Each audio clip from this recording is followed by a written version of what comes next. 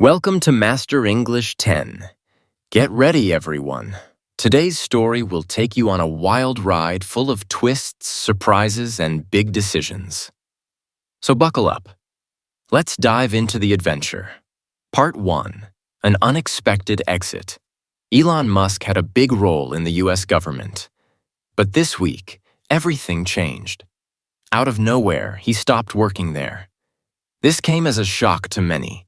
He was working for a new branch created by President Trump called the Department of Government Efficiency, or DDOE for short. Trump made the announcement at a major event. He publicly thanked Musk for his service, calling him a true patriot who helped the country. Trump said Musk worked tirelessly and faced unfair treatment. He praised Musk's work, saying it saved the government a huge amount of money. Musk, in turn, thanked the president and his team. It looked like a respectful, friendly farewell. But the news wasn't good for Tesla, Musk's electric car company. When the public found out he left his government job, Tesla's stock price dropped fast, about 5% on May 1st. And it wasn't just Tesla. The entire stock market had a bad day. Big indexes like the Dow Jones and S&P 500 also fell. Analysts said two things triggered investor fears: Musk stepping down and newly announced government trade rules. What made Musk's exit even more surprising was that just a week before, on April 22nd, he said he'd reduce his government role starting in May. But quitting altogether? That was fast, especially after Trump had praised him just days earlier. This story unpacks why Musk took the government job, what he did, why he left so quickly, and how all of it shook Tesla and the market. Part 2. The new role. After Musk left his position, Trump made a big move. On January 20th, 2025, he signed an executive order to launch a powerful new department, the Department of Government Efficiency, or DDOE. It grew from an older office called the U.S. Digital Service. But DDOE had more authority. Its mission? Save taxpayer money and cut unnecessary government spending. President Trump said he needed someone strong to lead it, and chose Elon Musk. Musk became a special government employee, meaning no Senate approval was needed. Trump believed Musk, with his business savvy, was perfect for slashing costs. In March 2025, during a major speech to Congress, Trump praised Musk from the stage. "He's working hard. Thank you, Elon," Trump said. He announced that Musk and the DDOE would identify and stop appalling waste in things like foreign aid or questionable research spending. Musk took charge quickly. His job was to examine every corner of government and eliminate inefficiencies. Trump gave Musk serious authority. His team could restructure agencies, cut jobs, and cancel contracts they saw as wasteful. Musk's goal?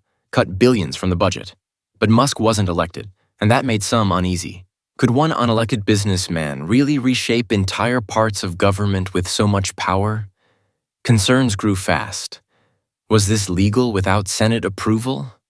Did it violate checks and balances? Part 3. Massive changes. Musk didn't wait.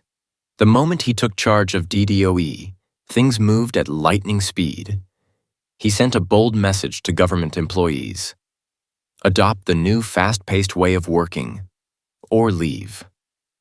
This was called the fork-in-the-road decision. As a result, more than 50,000 workers either quit or were let go. Musk's team, called lieutenants, went into federal offices and demanded access to all their systems. One major target? USAID, the U.S. agency that helps other countries. Musk's team demanded full access to its data. Later, Musk posted online that reviewing their files was like feeding wood into a wood chipper. He was sending a loud message. Bureaucracy must be destroyed. At a conservative rally, Musk even walked on stage with the real chainsaw. "This is for red tape," he joked. He wasn't interested in small fixes. He wanted to erase entire departments. His team marked hundreds of programs for shutdown, from diversity offices to international aid programs. Within weeks, DDoE had closed some offices and ended numerous initiatives. Musk claimed these moves saved the government $150 billion, but many were alarmed. Experts questioned whether Musk had the legal power to make such deep cuts. Lawsuits started rolling in. More than 20 digital service employees resigned in protest. They wrote a public letter refusing to help shut down critical services used by millions of Americans. They warned that the cuts could crash essential government systems. Even top officials, behind closed doors, disagreed with Musk's approach. Part 4. Cracks begin to show. Musk wanted change, fast.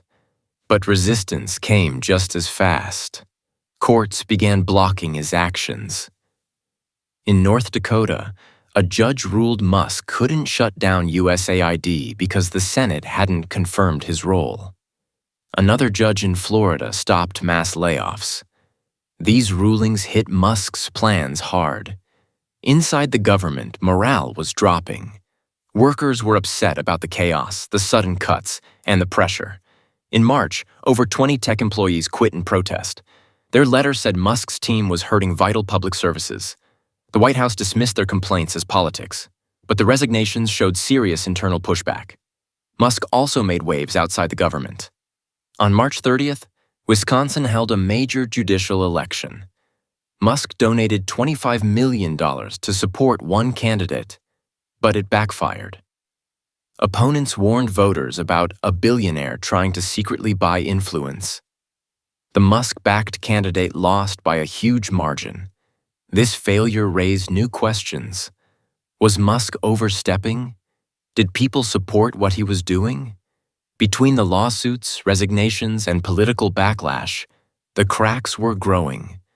Rumors began to swirl. Was Musk leaving DDoE early? The White House said he'd stay until late May, but doubts about his future were everywhere. Part 5. Turning Point. On April 22nd, Musk joined a Tesla earnings call, a big meeting with investors. There, he dropped some unexpected news. Starting in May, he'd significantly reduce his time at DDoE. Tesla had been struggling. Sales were down, and profits had dropped by a huge 71% in the first quarter. Investors were spooked. They feared Musk was too distracted by his government role. His announcement brought relief. They hoped he would now return full-time to lead Tesla. And it worked, at least for a moment. Tesla stock ticked up slightly in after-hours trading. Musk hinted that it was time to focus. Tesla needed him now more than ever. Part 6. The Farewell. On April 30th, Musk attended one final meeting at the White House. This was his goodbye. He showed up with 2 red hats stacked on his head. "Even my hat has a hat," he joked. Trump laughed. "Only Elon could pull that off," he said. Then Trump thanked Musk for everything. "You gave up a lot," he said. "You were treated unfairly, but you still delivered." Trump said Musk helped cut $150 billion in spending. Musk smiled and joked, "Might be $160 billion by now." Everyone clapped. Musk then stood up. "Thank you," he said simply.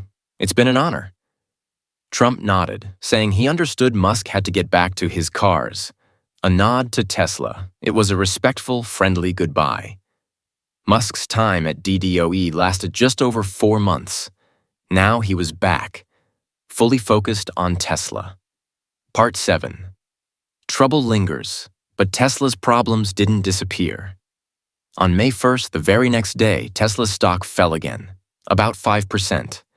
That erased the small bump from Musk's announcement. The whole market was down too. Experts blamed 2 things: Musk's departure and new trade tariffs announced by Trump. These tariffs targeted imported cars, worrying the entire auto industry. Some analysts said Musk's political work had harmed Tesla's image. One called it a branding disaster.